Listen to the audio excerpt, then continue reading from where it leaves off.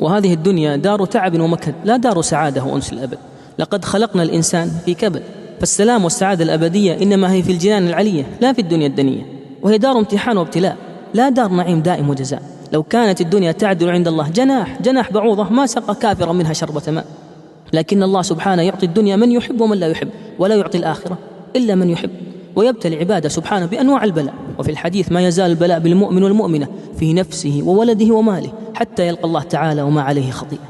وإن عظم الجزاء مع عظم البلاء، وإن الله عز وجل إذا حب قوما ابتلاهم، فمن رضي فله الرضا ومن سخط فله السخط.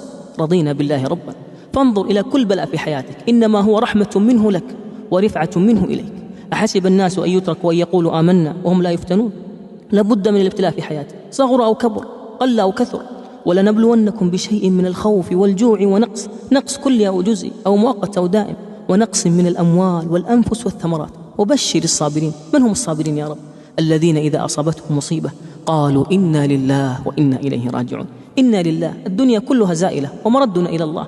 وقبل هذه الآيات استعينوا بالصبر والصلاة، فالمطلوب منا مع أي مصيبة الصبر وليس الضجر، والفرار بالصلاة إلى الخالق لا كثرة التشكي والكلام إلى المخلوق. ابن حزم يقول وطن نفسك على ما تكره يقل همك إذا أتاك. ولا يترك الإنسان المصالح المتحققة من أجل المفاسد المتوهمة. وليس المعنى أن يتعرض الإنسان للبلاء، لا،